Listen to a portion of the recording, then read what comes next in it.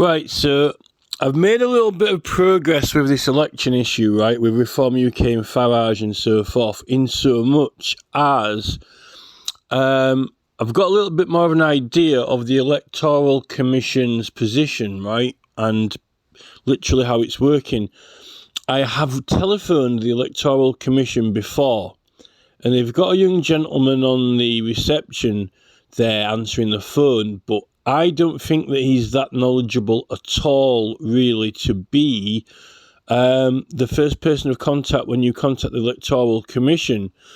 Now, I know they do a lot of work organising and governing, the running of elections and so forth, right? But he isn't really that much help, right? And when I queried him last time about can the Electoral Commission actually take any legal action against offenders, people who break election law, he said that they don't. And then he said that, they just pass information on to the police, right? That was a false statement that he gave me. It was a lie. He lied to me, right? Now, I rang them a subsequent time today, which was about a few days or a week later, and I actually got put through to a special team they've got who deals with the fines, right, when they fine certain people. So obviously they can issue fines. Now, this young lad, this gentleman that I spoke to, he was a lot more kind of like I would say, an affluent student-y type of character, and he was a lot more knowledgeable on the law. Now, he had a lot of technical and legal terms, but the thing is, just because you're full of legal and technical terms does not necessarily mean that you can see the big picture or something that is quite obvious and basic. He's definitely got a lot of knowledge. I'm not knocking that. He's got a lot of knowledge, and there's a lot of acts of law and a lot of provisions, but that doesn't necessarily mean to say that you can hold a working model of the legislation in your mind and understand it as a working picture model, and just the fact that, it is what it is, regardless of any new legislation which has come out or been changed or modified. There are certain parts and aspects of it which have always been and will be the same, because that's just what they are. It is part of what it is, right? It's like, a car will always have wheels until it doesn't, and then it's not really a car anymore, right? Now, he was using the term RPA, right? He used the term RPA, which confused me because it's actually Representation of the People Act. So he was talking about Representation of the People Act, but he said RPA, right? So that confused me. But he got these terms like implied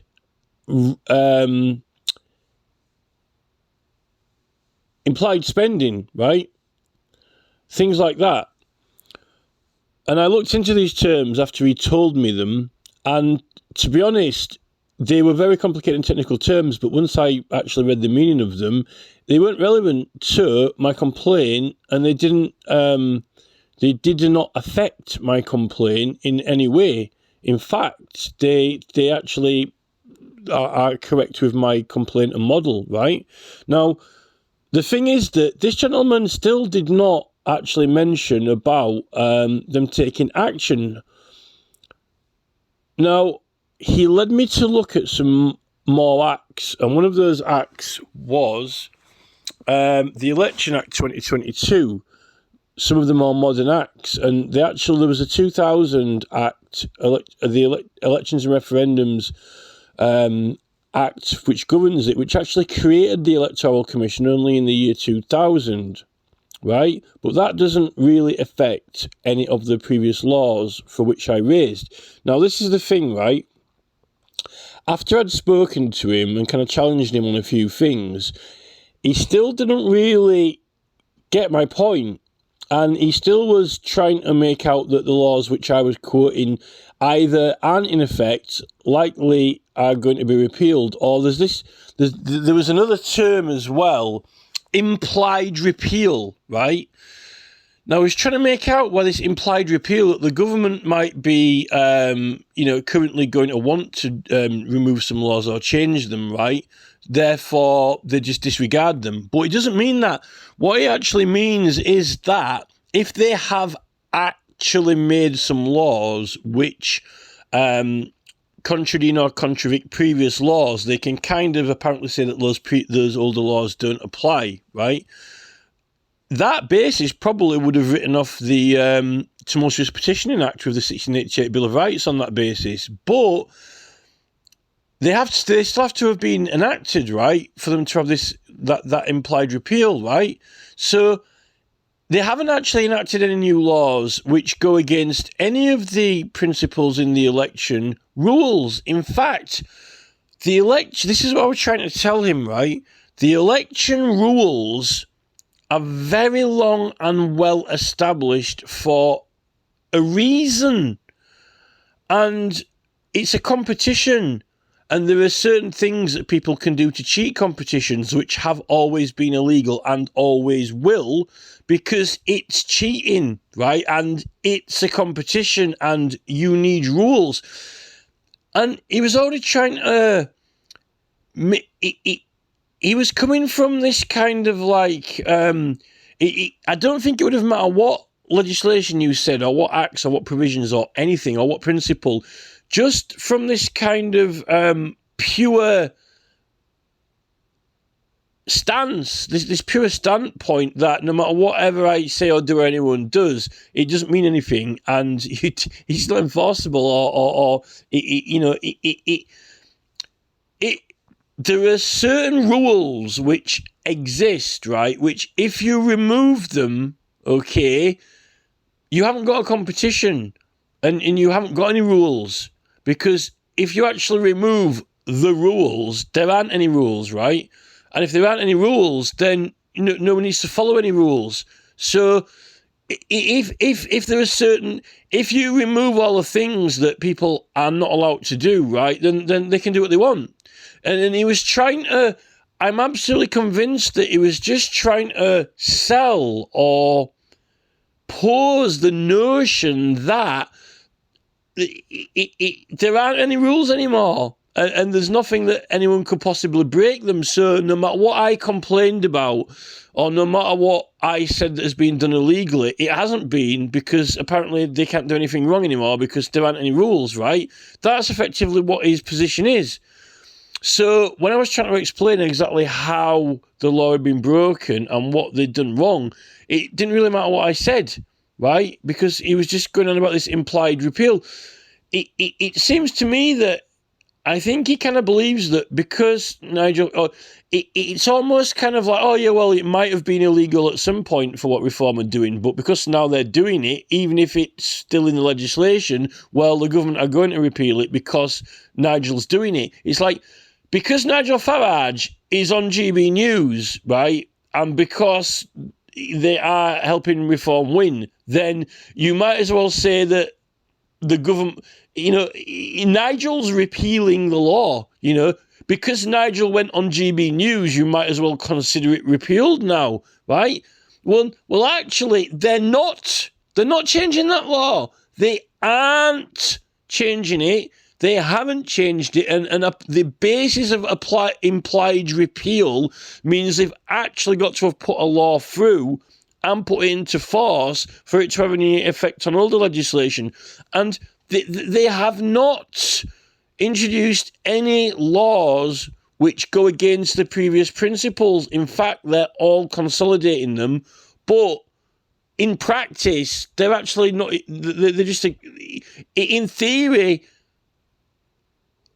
So what they're doing is they're making law to make the rules actually more. They're building on the rules, but they're not actually putting into effect, which is kind of ridiculous. Now, after I'd spoke to this guy anyway, right, I found this provision in the Acts when I was reading through them. And in the Election Act 2022, they've got a takedown notice, right? A takedown notice. And it is for to basically it's the authority to warrant the removal of electronic, videos and material, right, from platforms and websites, right, to have it removed. And the Electoral Commission actually issue that, right? So I'm like, that's what I'm wanting. I'm wanting the Talking Pints programs to be removed because they're illegal, right? They actually procured, they absolutely contributed towards Nigel Farage procuring a seat in Parliament, and they affected the outcome of the elections without a doubt, right? Now, when you search for a takedown notice, the Electoral Commission have got this PDF file, right? And I'll click on it here, right? They've got this PDF file. And it is actually by the Electoral Commission. I don't know how you navigate through their website to find this, but there probably is somewhere on it if you look through all the material where you can find this. But I just found it directly from Google, searching for the takedown notice. Now, they've got this information sheet, and it's only in like 2 pages. It's effectively like an information sheet. And it's about stop notices, right? And it's claiming that the Electoral Commission will issue a stop notice, and it's about the only action that they can take, right? Now, nowhere in this document at all whatsoever does it mention takedown notices, right? As defined and named in the law of England, recent new law, right? 2022. Now, so they're not calling them what their legally defined name is, right? They're calling them a stop notice. Now, if someone tells you to stop doing something, it means to do it no more, right?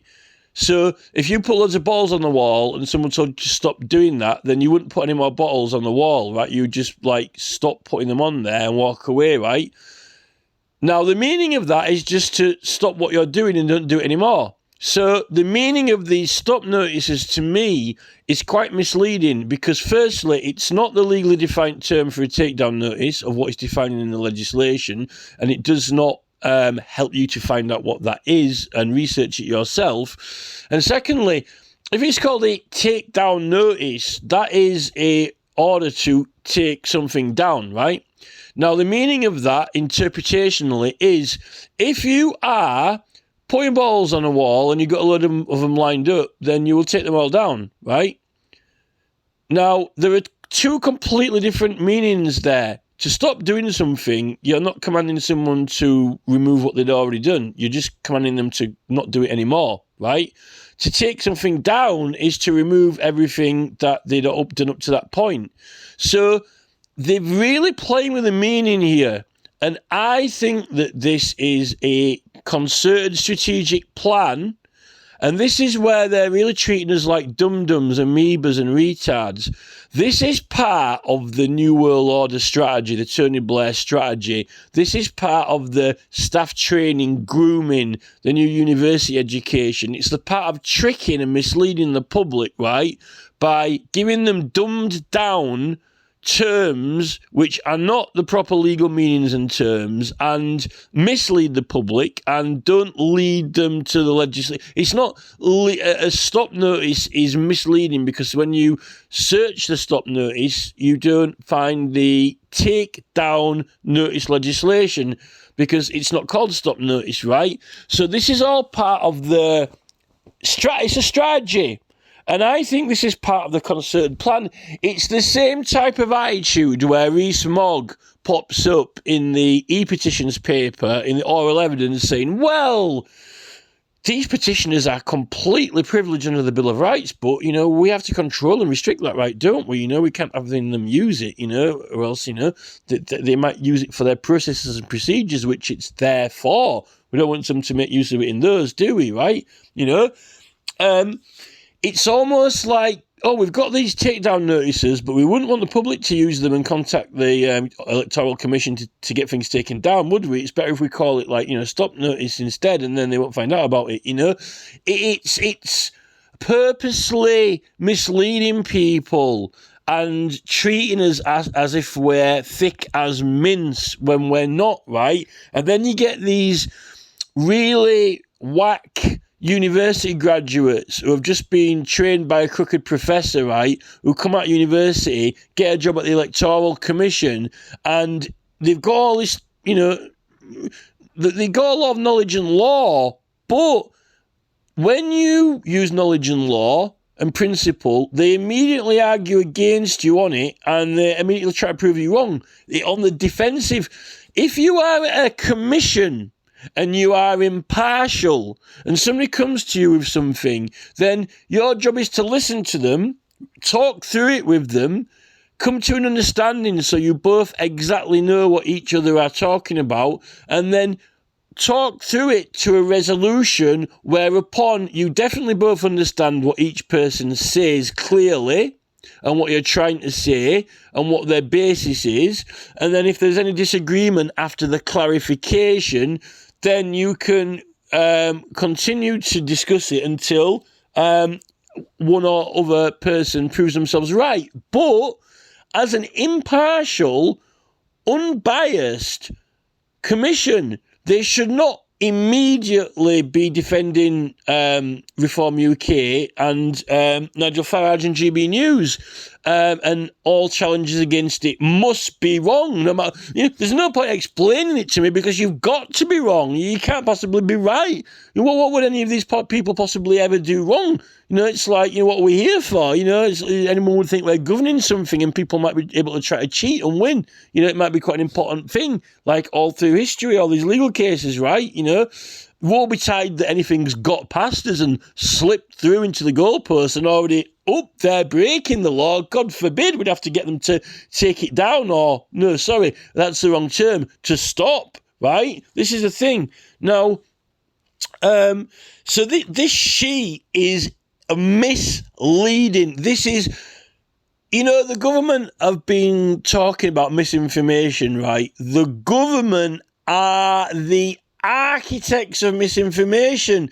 They absolutely relish, they are the instigators, the creators and the conceivers of misinformation, right? They absolutely love it, because they do not want you to get your teeth into the rules and be able to pull them on anything. They want the rules to be there when they want to use them and when they need them in case someone challenges them, right, unfairly in an election, but not us to use it to stop them from cheating, which is what they're clearly doing now, and I think have been doing for quite a while. So this is, I think their PDF here is illegal to start with, right? This is misinformation, right? This PDF is misinformation. It's trying to make out that a takedown notice is called a stop notice, right? When a stop, and they're saying that the stop notice is the only action they can take. If the stop notice is the only action they can take, then that can't be true, because then what is a takedown notice? Because there's a takedown notice as well. So it can't be the only action, because they're two different actions, right? And it's not actually to stop them, it's actually there for taking it down, not stopping it. Because if you take it down, then they're definitely not going to do it again, right? The idea and notion of a stop notice is not to correct all previous errors. It is to just not prevent any further errors, right? And what we're looking at with GB News is, every single one of those Talking Pints programs, Lee Anderson and Tice, being completely and totally removed, right? Because they're still available on there, and they can still procure people voting for the party, right? Because it's familiarising. I just want to briefly talk about the Runcorn-Helsby by-election, which Sarah Poachin for Reform won by 6 votes, right? Now, this is the thing. So what happened in that by-election is that Reform won extremely narrowly, right? They only won by 6 votes, only just.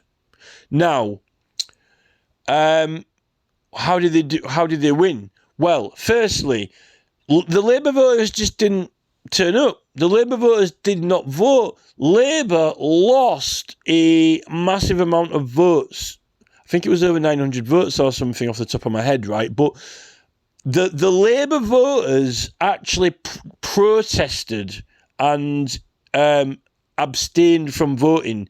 So Labour took a massive hit in the votes. And that was because of mainly 2 factors.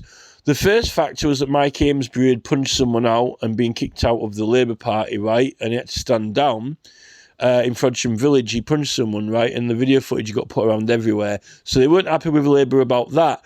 And then, and there's also a big argument if Mike Amesbury should have been arrested during the session of Parliament with the proper privileges, because the police aren't properly upholding the privileges properly how they're meant to be. But that's a completely different issue. The other issue with Labour is that Michael Westwood had done a huge petition of 3 million plus signatures, right? Because the Labour voters thought that the Labour Party had misled them fraudulently in their election campaign and misled voters to vote for them, believing that they were going to do certain things with the government, but they didn't. They did the opposite, right? That's actually an election offence, fraud and misrepresentation. And, over 3 million people signed that, and in Cheshire, over 50,000 signed it, right? So, because such 50,000 people in Cheshire had signed this petition, that was contributed towards this loss in Labour voting turnout, right? They just abstained. It was an objection and a protest, right? Now, because Labour, therefore, were well behind in the votes because Labour voters did not turn out and did not vote, the results were then, that's actually the only reason why Reform and Labour were neck and neck. Now, what happened is the Conservative Party, around half of the Conservative voters voted for Reform instead of the Conservatives. So the Conservative vote was split, and half the Conservative voters voted for Reform at their Runcorn-Helsby by-election. And because they voted for Reform had already gradually been getting support. The previous year, they were actually they got some significant votes above all these, well above all the minority parties, around as good as the Lib Dems do on a good day. It was a significant performance. In fact, already at that time they've been doing quite well in the general election because of GB News. Which we'll get into in a minute, right? They didn't do it just because they're a new party, because there were always new parties. There were lots of new parties, but they don't do that well. It's because of some extra special illicit assistance they've been having.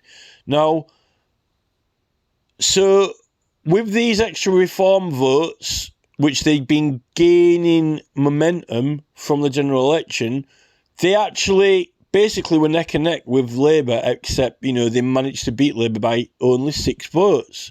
Now, that was only possible because of the conversion from Tory to Reform. Now, we know that is fact. Now, this is the point, right? How have Reform converted and convinced so many Conservative people to vote for them? They hadn't convinced as many at the general election, but they convinced a lot more this time. It's because they've been gradually gaining popularity, and the Conservatives have gradually come to think that they're a legitimate party to vote for. They can trust them, or they've got the faith to give them the vote. Now, this is the thing. There are loads of new parties, or smaller parties. There is like the Liberal Democrats, the Green Party, the English Democrats, the Heritage Party, the Love Party. There are loads of political parties, and a lot of them have got campaigns going, right? But none of those campaigns ever really get anywhere for new parties. And Reform have well past that threshold of what general, smaller and new parties ever get.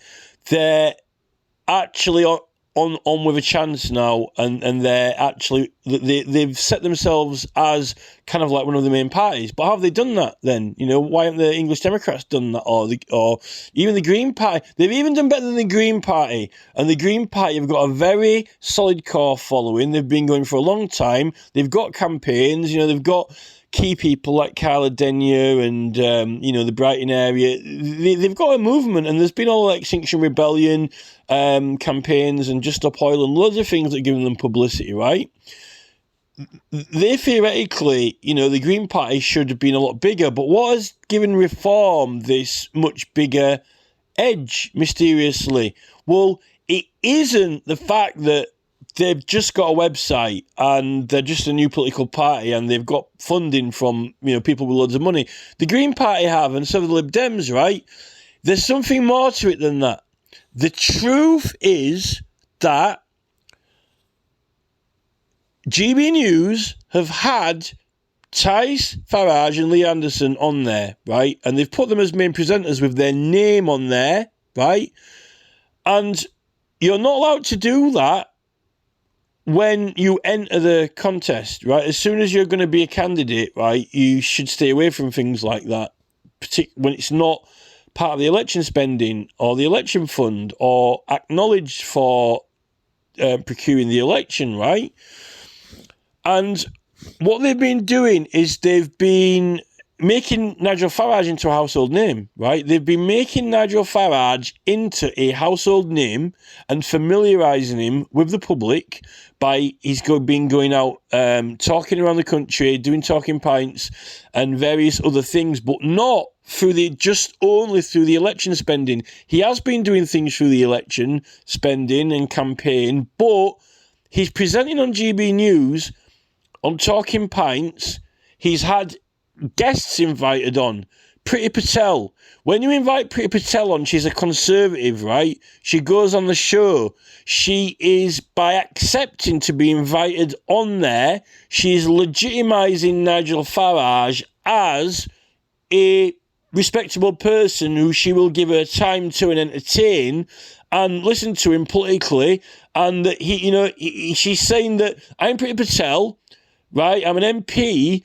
I'm well established in the government, and I'm going to go on Nigel Farage to show the country that, he's okay, you can trust him, right? And therefore, it's okay to give him the vote, right? You don't need to say that, right? Because when he's having Jim Davidson on there, when he's even having the Monster Raven Looney Party leader on there, and when he's having football managers, famous football managers on there, having a pint with him, what it is showing the public is that we all trust Nigel Farage. We trust him. We're legitimising him as a person, as a celebrity, and a household name. Because those Conservatives, they won't give their vote over to someone that they don't know and don't trust, right?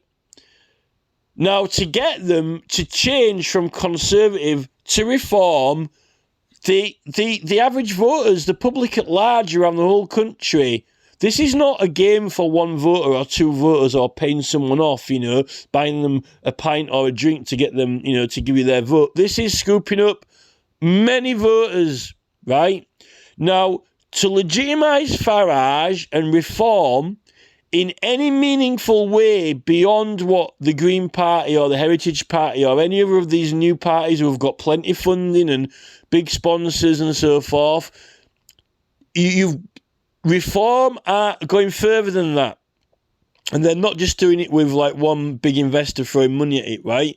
They're doing it through GB News, specifically with Lee Anderson and Tice and Farage, because everyone knows that they are that party. Now, they don't have to have the party logo on there because the law says it is the candidate, the actual person who's entering. Now, it wasn't illegal until they knew that they were going to try to get themselves seats in Parliament. Now, when Farage, Tyson Anderson make the decision that, right, we're gonna go for it, we're gonna try get into Parliament, right, then they should not be promoting themselves in any way that is going to contribute towards people voting for them, right, through any means which are not accounted for in their spending. Now, you've got all these terms that this Electoral Commission lad was throwing at me, like, implied spending and, or free resources given for free, right? They didn't cost anything, right? Yes, there are all those terms and definitions, but at the end of the day, no matter whether it's implied spending or no matter whether it is completely given free, you take account of it that you are, in writing, confirming that you're making use out of it and that you're making use out of it in order to procure the seat, that you're using it to win, right? And what Farage, Tyson, Lee Anderson are trying to make out is that GB News has got nothing to do with their electoral success. They haven't.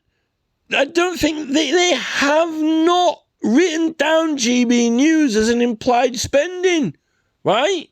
They have written down, we put Nigel on GB News so he could raise the profile to procure his seat, but they donated the studio time and costs. They have not put it down as implied spending, and they have not, they're not even putting it down as free, given free, because they're not admitting that show is giving them an election boost in votes and popularity, and that it is grooming the public to convince Tory voters to convert over to Reform, which it is doing. That's what it is there for. And they planned it concerted.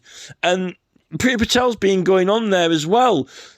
So the Tories are in on it. The Tories say, all right, we're going to change over to Reform now, right? It is not accounted for. They're not putting it down as anything to do with their election campaigns. I can guarantee that, because even whether you paid for it or not, and whether it was given free, you've still got rules, restrictions and amounts to follow, because all of the contestants have got a certain limitation, right?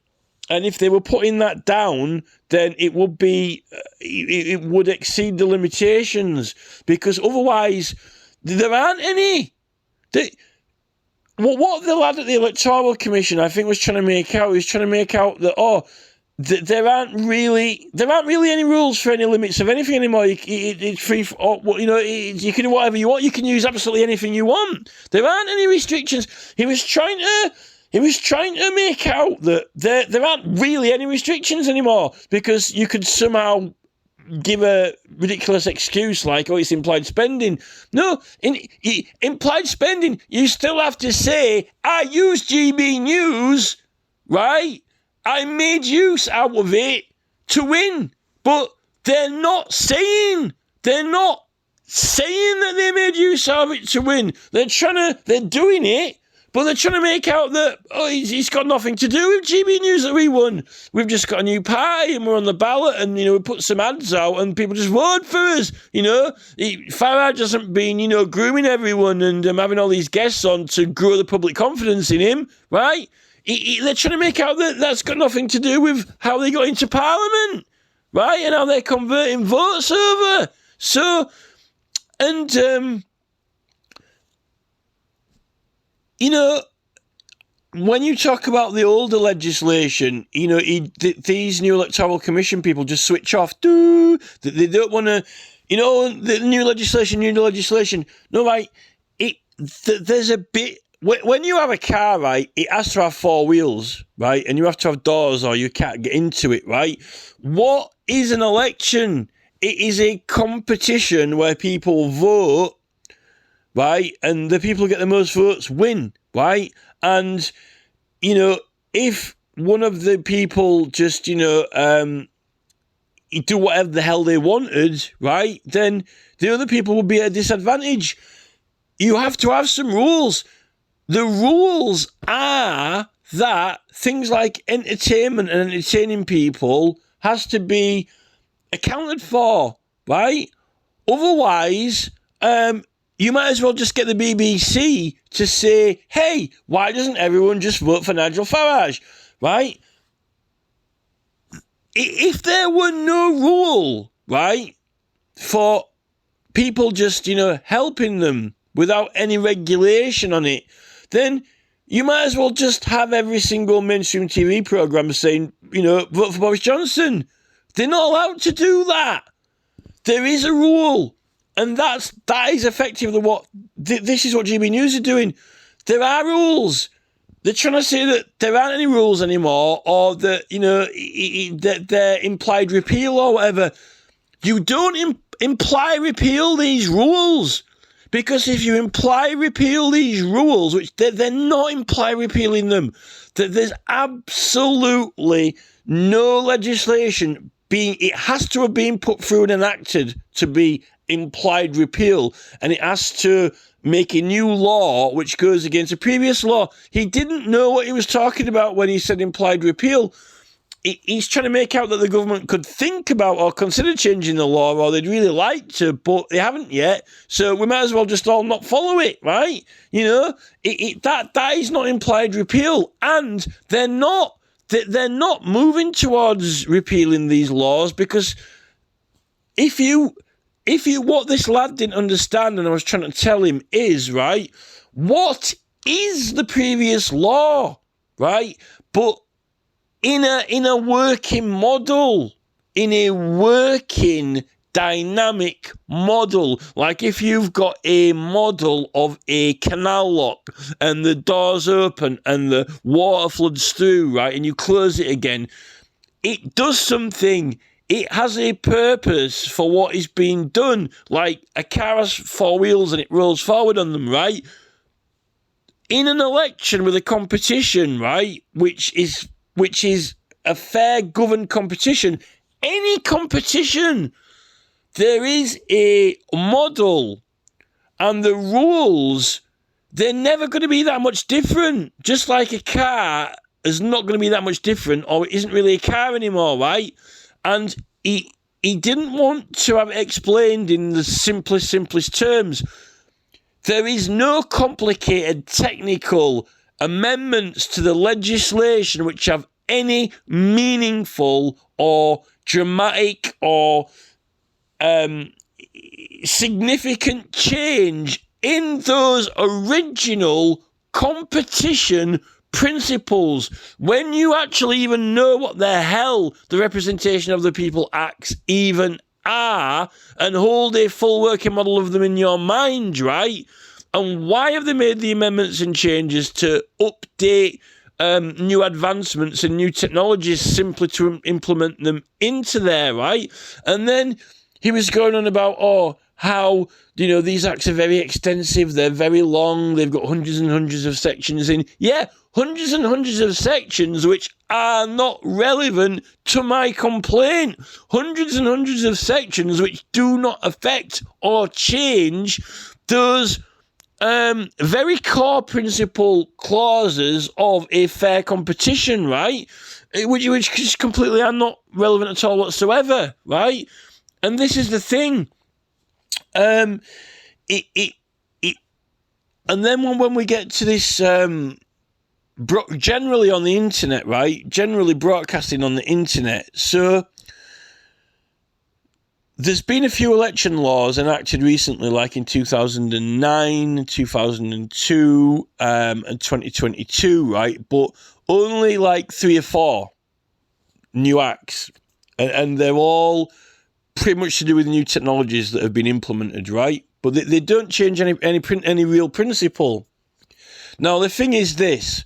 I think that up to 2006, 2007, I believe that MPs had their own websites.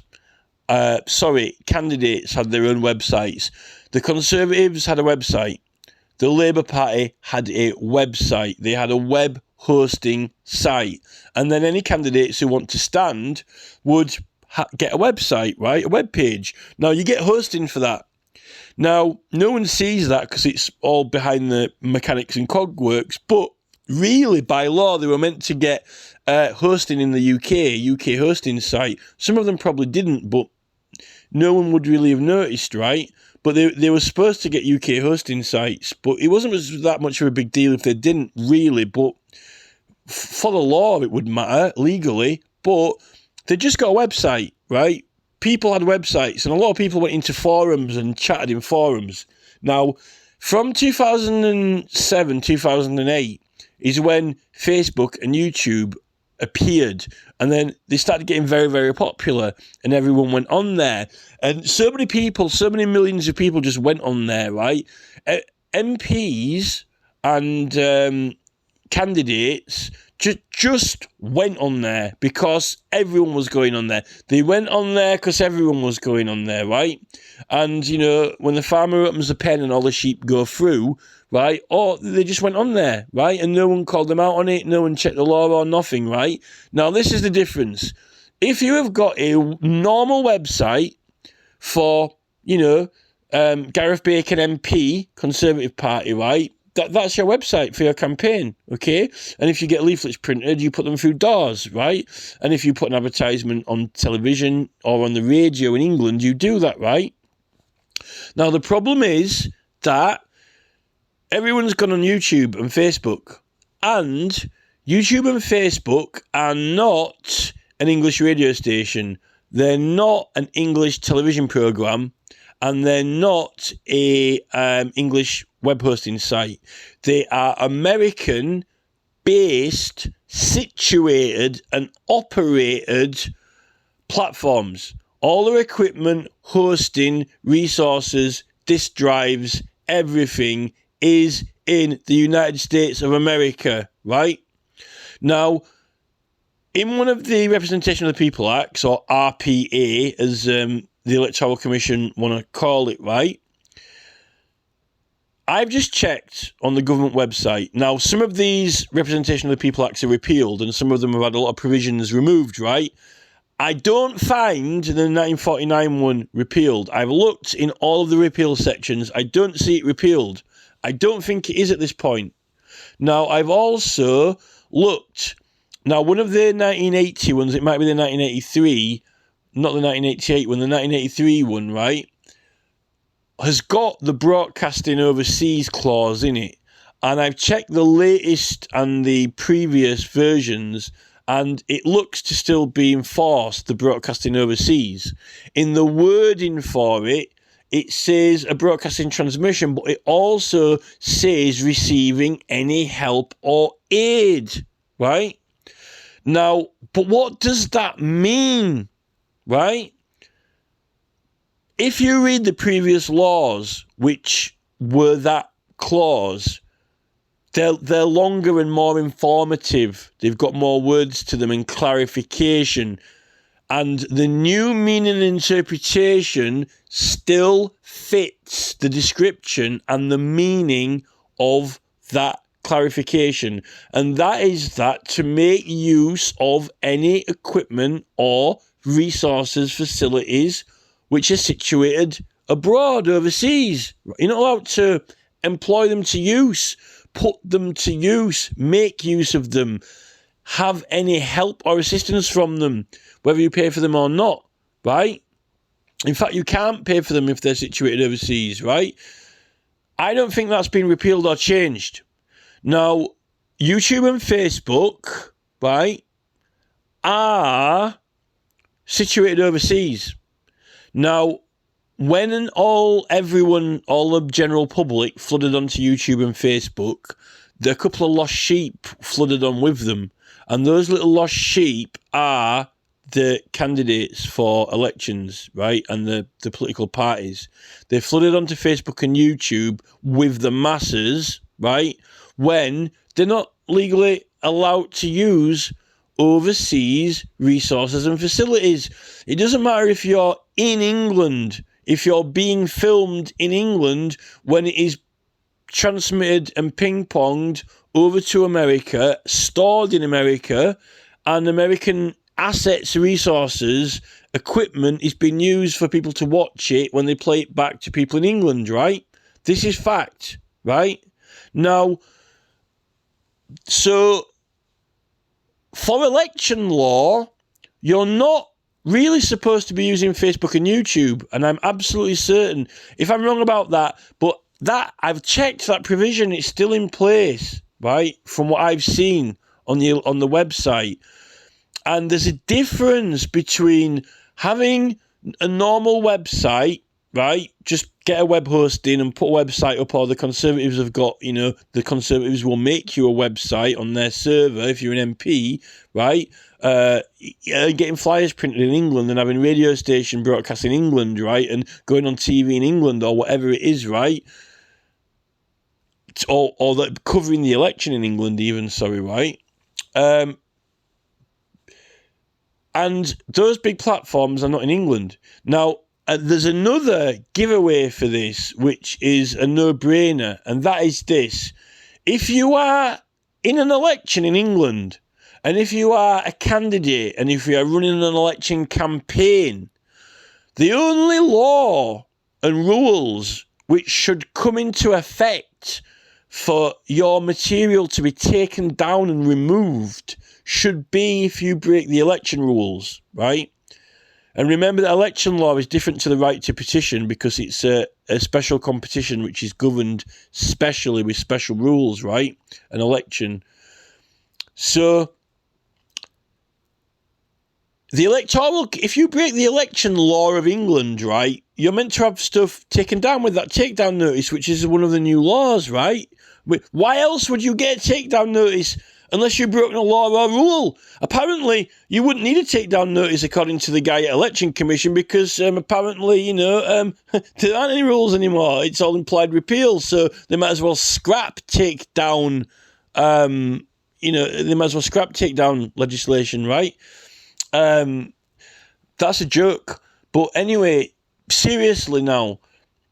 So, unless an election campaign has broken an election law and gets a takedown notice, it shouldn't be removed. But the interesting, ironic, and notable thing to say is that if you're on YouTube, right, and if you're on Facebook, they are not running by English law. They're not running by English law and English rights.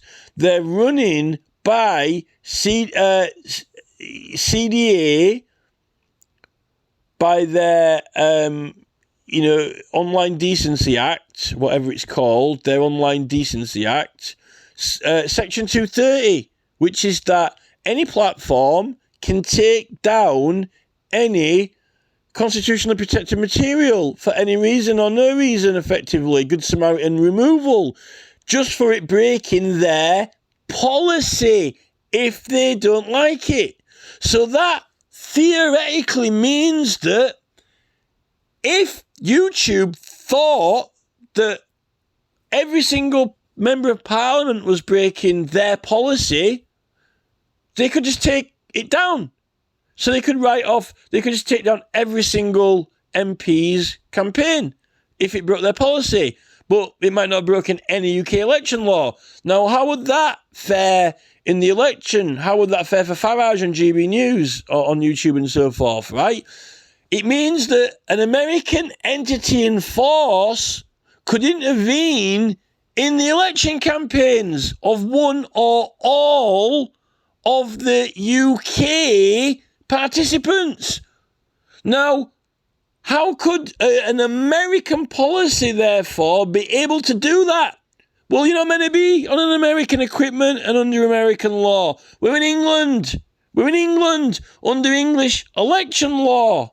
We don't even have that CD. They're taking down, American policies are taking down English petition sites which are completely protected under the Bill of Rights and not for elections and shouldn't be taken down in England anyway because they're completely protected and it's a contempt, but they're still taking them down in England, right? Which is contempt.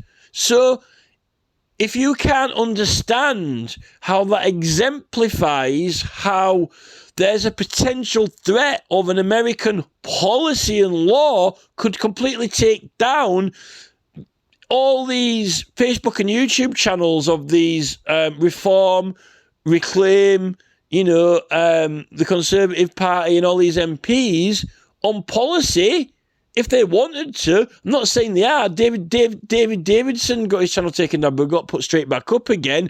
They wouldn't do that to these British government people. They'd tell them to put it back up again, We're the ones who do the takedown orders, Now, this is the thing.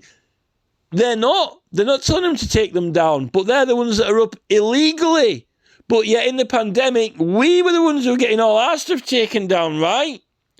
So what they're doing is they're getting Zuckerberg to take down all our politically protected stuff and not to take down their stuff, but apparently Zuckerberg could if he wanted to, right?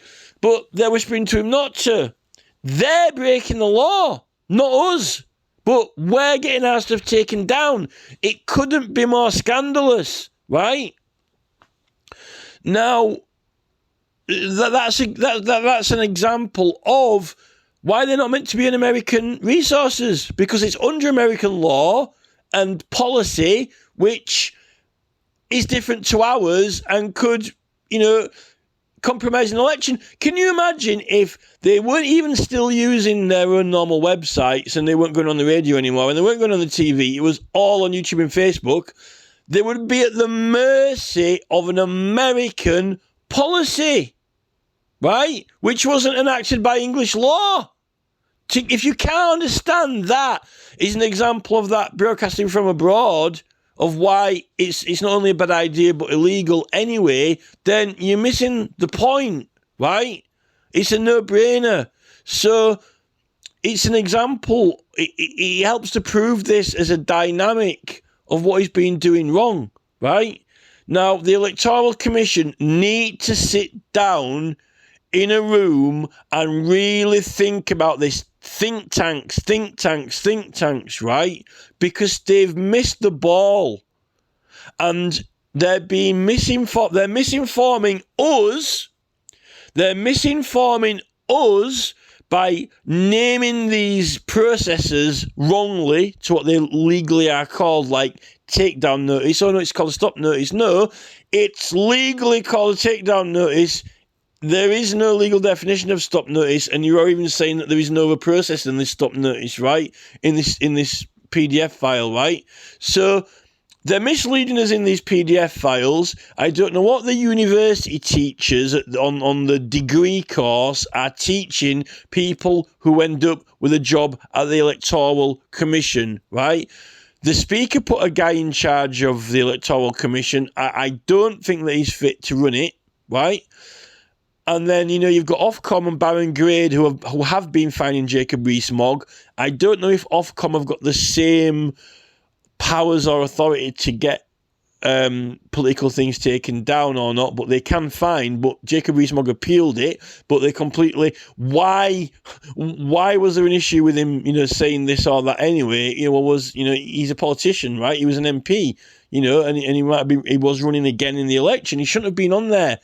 He actually worked against him, but it shouldn't have worked. It shouldn't have worked against him or for him, right? At all. So what's happened is YouTube and Facebook came along really quick and got a lot of people on board, and they weren't really thinking about what they were doing. I don't think that the new laws have. They haven't made it legal. Because if you think about it, it can't possibly be, because that would mean that you're putting yourself. Why would you have an English election, which was being, which all with its promotional and video material was being governed by an American law, which might be completely different law to England, and on their whimsical policy, right? Oh, we just don't want this or that on there. They could potentially just take it all down, and then you wouldn't have an election campaign. It does not make sense. Think about it. The Electoral Commission really need to think this over and understand that YouTube and Facebook came along really quickly, and people just went on there, and the candidates and the political parties didn't want to fall behind, right? Didn't want, and they went on there and they made use of it when they shouldn't have been doing, right? And Farage is blatantly mocking the whole thing. He's joking about it. He's even calling it talking pints, right? Like it's almost like spitting image. When you're not, it doesn't matter what you talk about or what you say. It's actually about you being there and people seeing you, which is your image, your actual image, the appearance and image of you, right? So it is a spitting image. So this is it, and I don't know how, if the police aren't going to act. Look, right. I've said to Cheshire Police, and I got a crime and log number. There are over 50,000 people in Cheshire, under Cheshire Police jurisdiction, who signed Michael Westwood's petition to say that they're concerned about elections and they think elections are being cheated in the rules and misrepresented. That is 50,000 voters, right? Altogether, there's 3 million people in this country who have said that they're concerned about elections. And they sign prayers in a petition. A petition is prayers for some action, right? Cheshire Police can't say, oh, no one cares about elections, or no one cares that elections are being cheated, and no one's interested in that.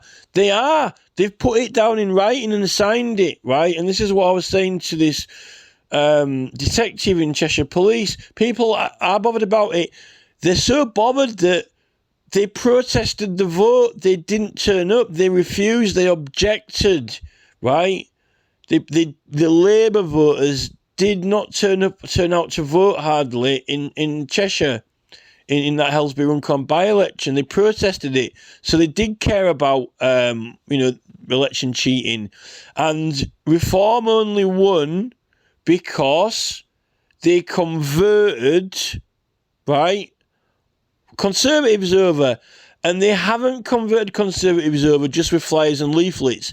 They haven't converted them over by going on the radio. They haven't converted them by billboards. And they haven't converted them merely by their investors chucking money at them. They've converted them because Nigel Farage, Tyson Anderson have been on GB News. It's not implied spending and it's not given free. They haven't even acknowledged that it was because of that programme that they got seats in Parliament, or that they're now doing very well, right? And they've had every guest in the Sun on that programme, from Jim Davidson to Priti Patel, the Monster Raving Looney Party guy. They've had all these sports champions, they've had sports managers on, all shaking hands with Farage, having a pint with him, showing to the British public that, we're famous people, we support Farage, we think he's a legitimate person, that's why we've gone on his programme and had a drink with him. If we trust him, you can all trust him, right? They haven't said it verbally with words, you can trust him with your vote, but they've made it very apparent, visually clear that they all like him and support him and they advocate him as an individual, right? As an individual person to legitimise him. And that has given the voters confidence to switch over from the Tories in very large numbers. Otherwise, they won't do it. They would only be doing as well as the Lib Dems or the Green Party or the English Democrats. He's had to be legitimised as a legitimate force, and they've done it through GB News and things like that. Not to say that their own Facebook platforms, pages and groups have not contributed to it dramatically, but they're all for free. You get them for free, but obviously, you have to include the any costs that the production, right? But they're not meant to use YouTube and Facebook anyway, because Nigel Farage and Reform, its Facebook page can get taken down at any time if they breach a YouTube policy or Facebook policy because of the American Section 230, which does not account for constitutional law. So that means that if that was the only platform they were on, right? If they were only on YouTube and Facebook, that means that the American, not even the American government, and not even American law, a policy from an American business could cancel an entire election in England. They could take all the material down, right? Which cannot be possible because the election itself and the maintenance and governance of the material is under English law in England, right? And this is what Mark Zuckerberg and Neil Mohan and Carol Vasquez are doing to my petition website and evidence and YouTube channel, because that was fully protected under English constitutional law. It's a contempt to remove it, and they removed it. And I didn't even break their policy properly, really. I didn't even have any strikes. They just removed it. It was probably anonymous or someone who removed it, because I don't think YouTube really have a clue what's going on, right? And we've got many other laws in England, like the Obscene Publications Act. The Obscene Publications Act says that any obscene material is lawful to use if it is for the public good. Now, you need to have that law to be an animal rights charity or an animal rights campaign, because, you have to convince people that animals are getting hurt and harmed. So you might have some, mistreatment of animals and cruelty, or it might be very obscene, or worse campaigns, which you're trying to get legislation put through the government for abortions or anything. If it's that's why you need it for political petition campaigns, obscene publications, right? That's not with YouTube's policy, yet we need that law to function for those campaigns to work. The political parties might have been having a manifesto or campaign that was against animal cruelty themselves, and they might want to use a video which, shows animals getting harmed, could be obscene, right? Is YouTube going to take that down? It would mean that those political parties would not be allowed or able to put those videos on Facebook or YouTube because they'd get removed. So it's not under the governance of English law, under the Obscene Publications Act and under election law, is it? It's actually under the law of another country. And Jacob Rees-Mogg, he was trying to argue freedom of expression, the freedom of expression of EU law. And I'm like, is the guy who is supporting Farage to leave Europe and support England and British is relying on a European law, which you can't have complete freedom of expression in the competition, which says that every single person will speak once, right? Because then you're going to break the rules.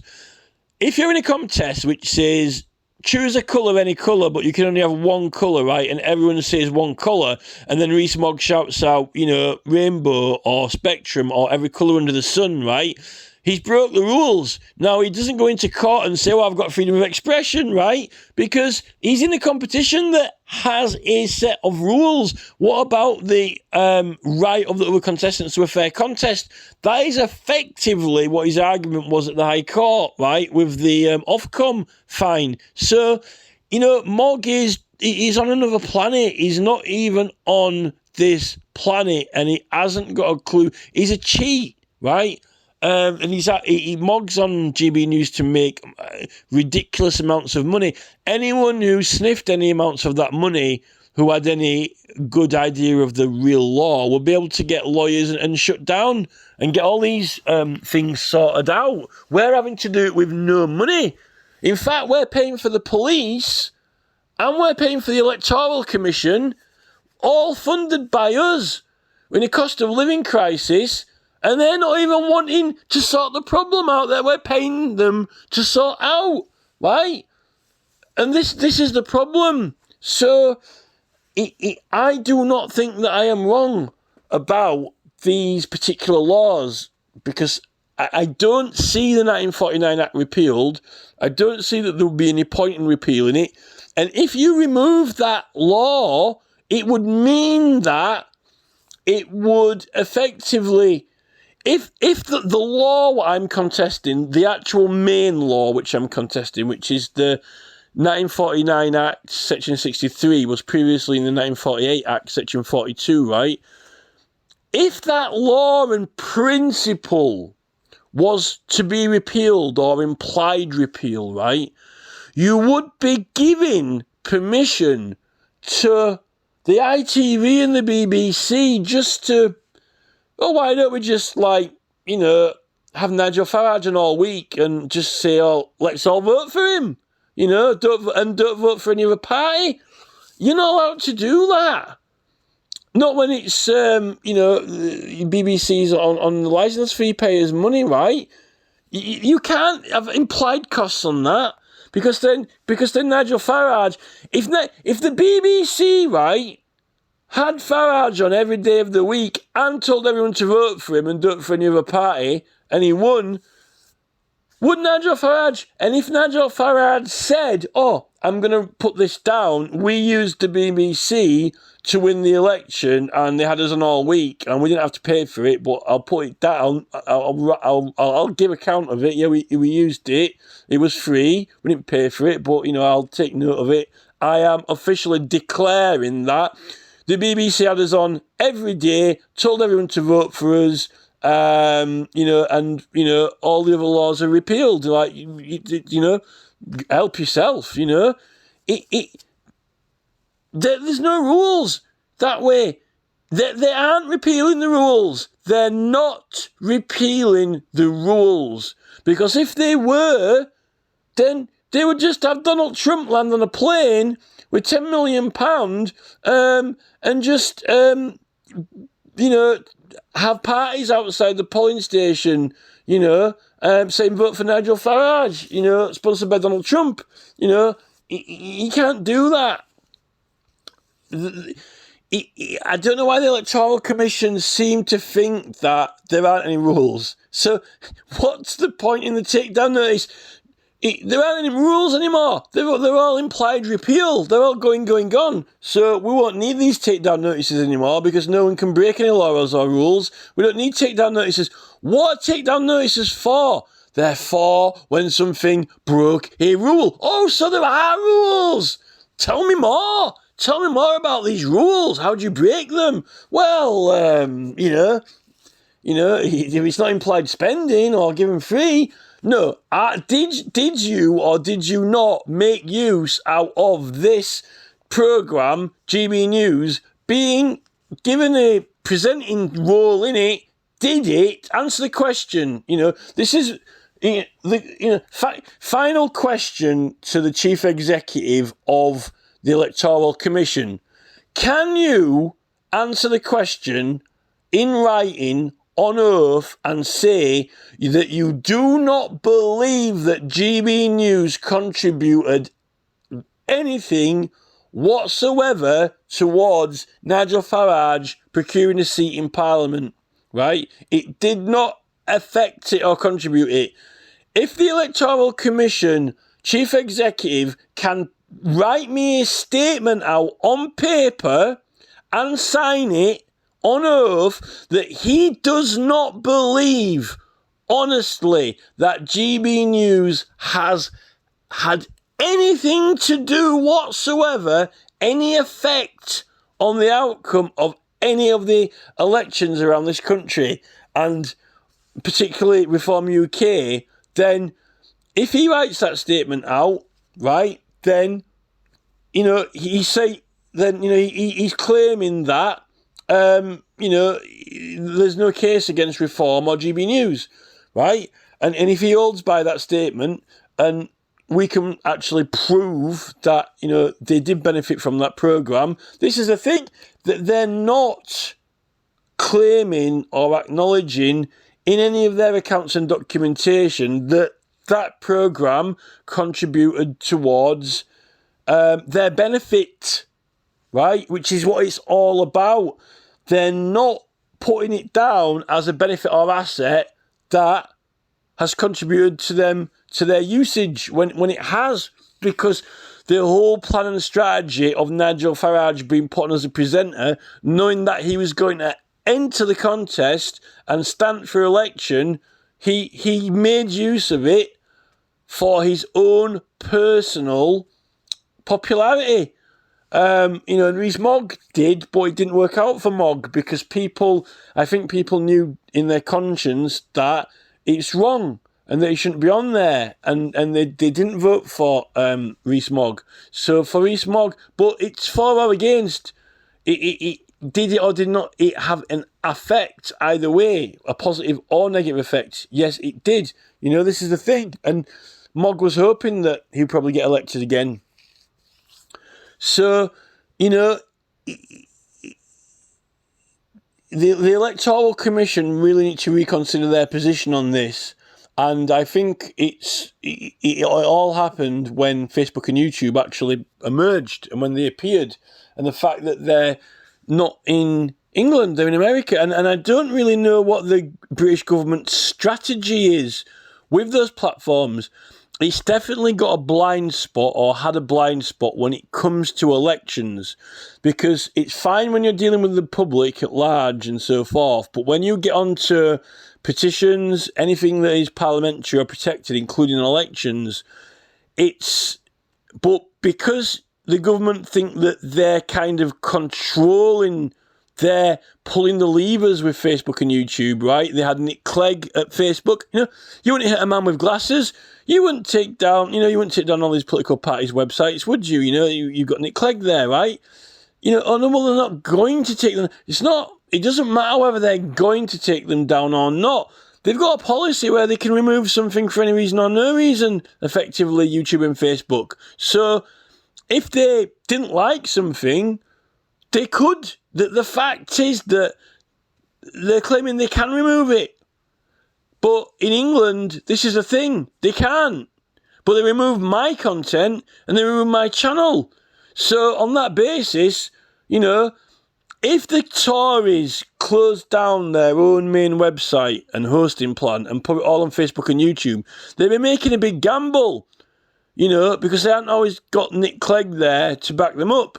If, for example, they suddenly did animal rights campaign for getting elected with some obscene pictures in it, lowest it be like a little miniature Lilliputian Ed Miliband, right? With Alex Salmon, in a top pocket or something, like a little Lilliputian, right? The potential is that if Facebook and YouTube thought it violated their policy, they could take it down, and they could take them all down. But they're not meant to be able to, because you're not meant to be using American assets and facilities, which are under American law and policy, because our election law has the needs of English law for it to work properly, the needs of constitutional law, the needs of election. It doesn't matter whether it's breaking election law or not. If it's not breaking election law, then it shouldn't be removed, right? But if it's under American policy, it's susceptible to being removed, even if it hasn't broken election law. But then they're not even, Ofcom and the Electoral Commission aren't removing it. So, I mean, I don't think that there are any complicated technical sections in the new election laws that I've overlooked or missed. I haven't read all of them, but I've scrolled through it, and the sections which aren't relevant are quite clear. They've only updated it to include modern technology, but that overseas, there's a reason. I've just explained the reason for that overseas, because it can't work properly, because it's allowing the potential for foreign interference and different laws which aren't the same as ours, which is what they're doing with our petition campaigns. Not that the English government couldn't give a monkeys about our little feeble, fickle petition campaigns. They're not even putting them up on the Petitions Committee website. They're not even allowing us to share them on there when they don't like them. So, but as soon as, if it was their election campaigns on YouTube, then we will know about it, David Davis, and it's straight back up again, right? And that is because they have these removal notices which the Electoral Commission can give. Lucy Fraser contacted YouTube about Russell Brand's channel. She contacted them. She got an action, right? They can contact YouTube and they can tell them to put things back up and restore it. But they're not doing it for us. They're not doing it for us because they do not care or give a absolute flying chuff about our independent private channels, right? But if their election channels were getting taken down and they didn't have any other websites, then you would soon hear about it. Like David Davis, it will be back up like that. They'll be straight on the phone to Nick Clegg, although he's not at Facebook anymore, right? Or they'll be straight on the phone to, if the Tories, didn't have their own website anymore and they put everything on YouTube and Facebook, if Neil Mohan took all their websites down leading up to the election, you wouldn't hear the last of it. They'd have Neil Mohan would be extradited straight over here, and Carol Vasquez, they would be extradited straight over to England like that, right? If Sir Lindsay Hoyle, was running his campaign for Rochdale and he didn't have another website, only his YouTube and Facebook sites, right? And YouTube took them down, you wouldn't hear the end of it. They would extradite you. It would be like, it would be like, Julian Assange case on steroids. They will be straight over here. They will be having Neil Mohan and Karen Vasquez will be straight over to the English courts, right? If they shut down an election, and Mark Zuckerberg's got the power to do that now. Any reason or no reason on Section 230, whether it's constitutionally protected or not. Mark Zuckerberg could shut down everything. In fact, they are all illegal, and that's actually why you're not meant to have them on there. Not just the fact that you're getting aid and assistance from another country, but you're susceptible to laws which aren't your own.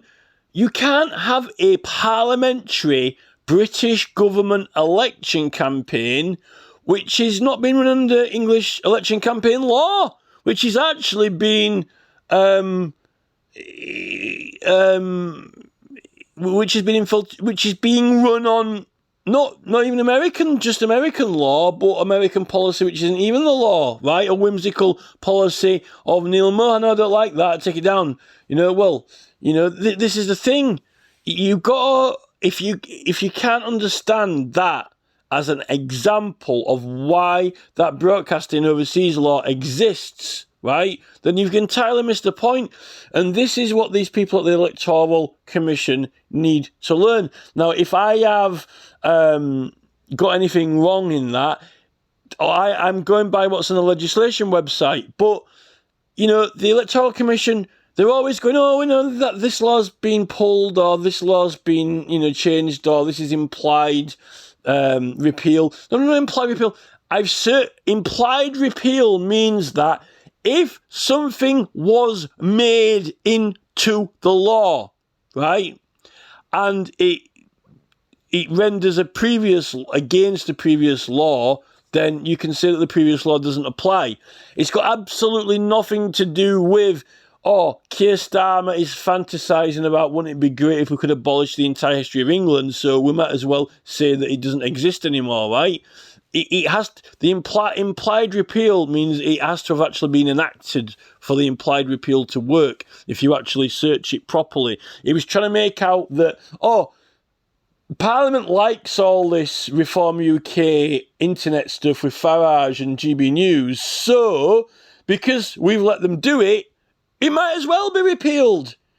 That he was trying to sell it to me like, because they're doing it and breaking the law, it might as well not be the law. So if Starmer is thinking about changing the law, then that's implied repeal. No, that's not implied repeal. It says, when you search what is implied repeal, if it was enacted into effect and it goes against the previous law, you can say the previous law doesn't work. But there's also a legal principle that any law that was previously in effect can be used for a defence anyway, right? And, constitutional law is different from normal enactments. So, there are multiple aspects and reasons to this. The bottom line is that the Electoral Commission have completely and utterly failed, right? They haven't been issuing those removal notices. And they're not even calling them removal notices, they're calling them stop notices, which doesn't help you try to find them, right? When you're looking for the legal term for them, what actually is the official legal term for it and what act is it in, they're not helping you find that or correlate it, right? So there's misinformation there. I think it's concerted. I think it's part of these new strategies, the genius strategies, the think tanks, the geniuses who don't really want us to get underneath the hood onto the mechanics of how things work. They want to give us the simple buttons on, off, right? And they don't even want to put the real labels on the simple buttons, right? Which means that they don't really want us to know how it works. And they don't even really want us to know what it is or what it does. Just put your ticket in the box, It's almost kind of like they want it to be some kind of baby plaything, right? When it's actually, they're deceiving us.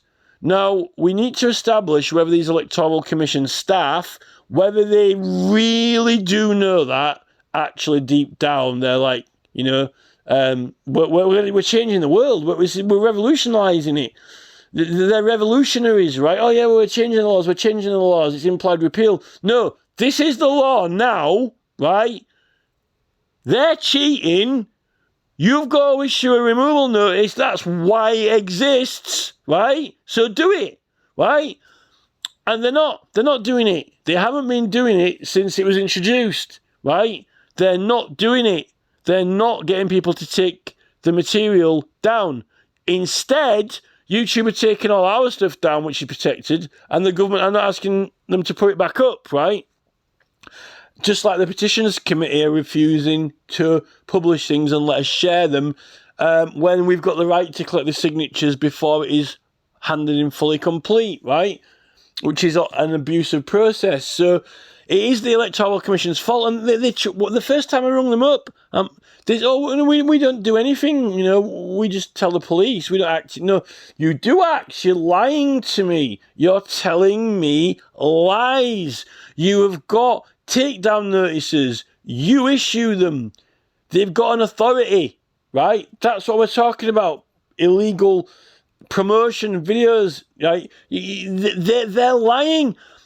It's this new grooming and conditioning of staff. They're brainwashing them, right? And they think they're doing the right thing. Hey, I work for the government, so this has got to be legitimate and I've got to be telling the truth. Well, yeah, it would be legitimate if you were doing what it said and not trying to argue that it doesn't mean or say that. I don't know why they're trying to argue that. Why they're trying to defend people who are breaking the law, protect people who are breaking the law. You might as well be paying them to be Nigel Farage's lawyer, right? We're paying the Electoral Commission to be impartial. That means when I come to them, right, they've got to listen to me, discuss it, so we can come to an understanding, not immediately defend Farage and Reform as if they're being paid to be their barrister and lawyer, right? Because then they're not an impartial entity.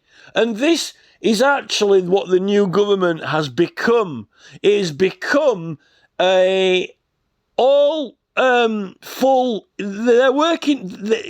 It's the legislation purports to be legitimate, but how they're implementing it is through these baby pages and misleading, very shallow, underinformed, dumb frontages, right, which do not educate you in the law, right? They're there to mislead and allow the continued facilitation of all this law breaking. There's even a case for Tracy Brabin, you know, her Coronation Street fame. You can prove that in an election court under an election petition that people did vote for her because she was Tracy Brabin, the movie star, right? The Coronation Street star, right? You could prove that because it's true. You know, she already had a notoriety on television, and all the women immediately supported her because of that, right? Which is why it's not a good idea to get people to be politicians who have previously been famous. But Starmer's the flagship. They've chose this guy Starmer because his name is a star, being a star. He's the Starmer. He's the one who makes stars, right? And he's flying the flagship of this new fame movement because they want, the new online presence has facilitated everyone to have a political opinion now, and the minority parties would end up losing if they didn't step up to the bar. Unfortunately, they stepped up to the bar illegally because everyone was allowed on Facebook and YouTube except them for their election campaigns, right? And they didn't want to be outdone by the general public at large, even though none of the public are registered for elections like they are, and they were speaking freely as citizens, not as participants or competitors. Although, you know, when they go to vote, you know, it's Mark Zuckerberg and YouTube have really made a whole mess of the whole world, I think, when it comes to law, because they wanted to, you know, do this like one law for the whole planet type of thing, but it's upsetting constitutions and upsetting political processes, stealing evidence, seizing evidence for processes that need to work properly, seizing and stealing people's evidence unlawfully when people are using it in legal proceedings, you know, and just ignoring you or blanking you when you try and contact them, right? Because when they got that Section 230, they thought they were above and beyond the law. And I don't know why they're removing half the stuff, because on YouTube, they've got loads of things on YouTube which is just ridiculous and insane and are far worse than other things which they're removing which aren't even as bad. It doesn't make sense. Something needs to be done about this Electoral Commission, and I did blame Ofcom at first, but now I've realised that Ofcom have got some fines, but it looks like for the takedown notices, maybe Ofcom have got a power to do that as well. But so I was blaming Baron Grade at first, but he's connected to Spitting Image in the ITV, which is kind of an earlier form of what's happening now, but less severe. But nonetheless, I think that Spitting Image was affecting the outcome of elections. Margaret Thatcher definitely did better for it. She wasn't doing as good, and then she got a few thousand votes better after Spitting Image was released. I think it did play a part in her local election. she probably would have won anyway, but I think it did give her an extra increased boost in votes and measurable. But the fact is that the potential, it could have given her a lot more, could have given even more than that. Which is why you're not really supposed to idolise people who are going to be taking part in elections, particularly when it's paid for by other parties and not accounted for, even if it's implied spending or... because that's the term of being implied. They implied that it had they made some use from it, right? But they're currently lying and saying, well, we're not getting any benefit from GB News. We're not implying that there is any benefit from it. So why would we write down that there was a benefit from it that we'd received? Other than a massive amount of cash in our back pocket. We're getting paid for it. We're getting paid for going on there. They're paying us. So, well, if Nigel Farage used that money that he got paid for by GB News and then he gave it to his campaign, then not only has he been getting a boost from the programme, but they actually gave him some money and he actually could end up using that money for the campaign, right? So then it would be almost like a donation. If that's not implied, right? If an entity gives you money, right, and some of that money is traced and been used for your campaign, right, and then you try to say that, that program that I was on, that didn't give me any benefit for my campaign at all whatsoever, not any publicity or popularity, but, but didn't you get paid by them? And did you use that